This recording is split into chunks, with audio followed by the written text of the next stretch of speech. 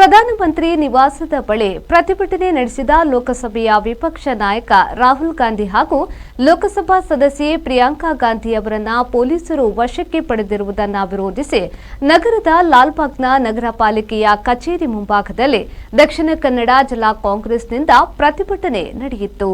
ಪ್ರತಿಭಟನೆಯಲ್ಲಿ ವಿಧಾನ ಪರಿಷತ್ನ ಸದಸ್ಯ ಐವಾನ್ ಡಿಸೋಜಾ, ದಕ್ಷಿಣ ಕನ್ನಡ ಜಿಲ್ಲಾ ಕಾಂಗ್ರೆಸ್ ಅಧ್ಯಕ್ಷ ಹರೀಶ್ ಕುಮಾರ್, ಕಾಂಗ್ರೆಸ್ ಧುರೀಣ ಪದ್ಮರಾಜ್ ಆರ್ ಪೂಜಾರಿ ಹಾಗೂ ಮಿಥುನ್ ರೈ ಅವರು ಮಾತನಾಡಿ ಆಕ್ರೋಶವನ್ನ ವ್ಯಕ್ತಪಡಿಸಿದರು. ನಾಯಕರು ನಮ್ಮ ನಾಯಕರಾದಂತಹ ರಾಹುಲ್ ಗಾಂಧಿ ಅಲ್ಲ, ಈ ಬಂಧನಕ್ಕೆ ಹೆದರಿ ಓಡುವಂತ ಸಿದ್ಧಾಂತ ಕಾಂಗ್ರೆಸ್ ಪಕ್ಷದ ಸಿದ್ಧಾಂತ ಅಲ್ಲ ಎಂಬ ಮಾತನ್ನು ಈ ವೇದಿಕೆಯ ಮುಖಾಂತರ ಹೇಳಲಿಕ್ಕೆ ಬಯಸುತ್ತಿದ್ದೇನೆ. ಬಂಧುಗಳೇ, ಇಡೀ ಎಲ್ಲ ದಕ್ಷಿಣ ಕನ್ನಡ ಜಿಲ್ಲೆಯ ಪ್ರಜ್ಞಾವಂತ ಯುವ ಸಮುದಾಯದ ಕ್ರೀಡ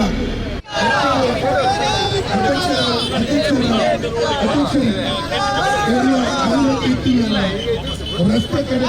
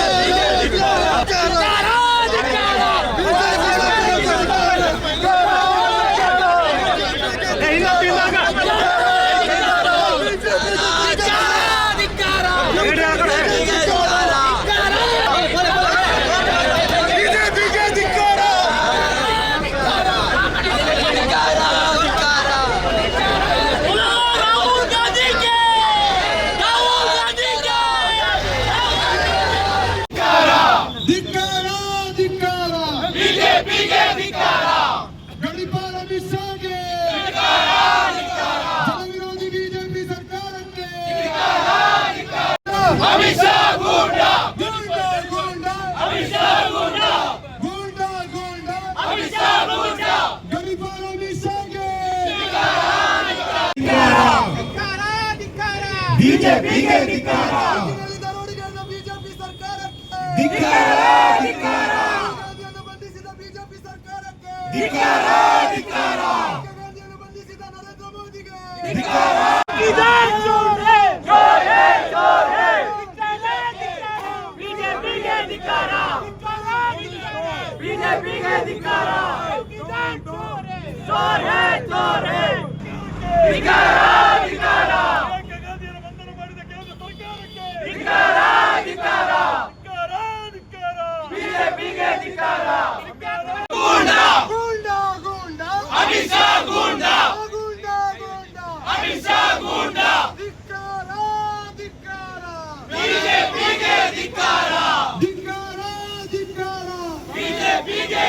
ಮಾನಸಿಕ ಹಿಂಸೆ ಆಗ್ತದೆ ಅನ್ನುವ ಬಗ್ಗೆ ತಮಗೆಲ್ಲ ಗೊತ್ತಿದೆ.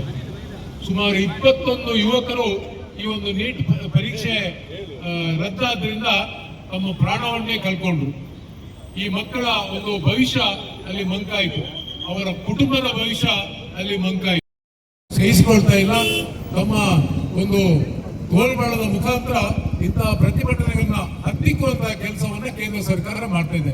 ಈ ಕೇಂದ್ರ ಸರ್ಕಾರಕ್ಕೆ ನಾವೆಲ್ಲ ಈ ಸಂದರ್ಭದಲ್ಲಿ ಕಾಂಗ್ರೆಸ್ ಪಕ್ಷದ ಪ್ರಮುಖರಾದ ಶಶಿಧರ್ ಹೆಗಡೆ, ಪ್ರಕಾಶ್ ಸಾಲ್ಯಾನ್, ಇಬ್ರಾಹಿಂ ನವಾಜ್, ಎಸ್ಆರ್ಪಿ ದಿನೇಶ್ ಮೂಳೂರು, ಭಾಸ್ಕರ್ ಕೆ, ಡೆನಿಶ್ ಡಿಸಿಲ್ವಾ, ನವೀನ್ ಡಿಸೋಸಾ, ಸುಹಾನ್ ಆಳ್ವಾ, ವಾಹಬ್ ಕುದ್ರೋಳಿ, ಅಮೃತ್ ಕದ್ರೆ ಸೇರಿದಂತೆ ಮೊದಲಾದವರು ಪ್ರತಿಭಟನೆಯಲ್ಲಿ ಭಾಗವಹಿಸಿದ್ರು.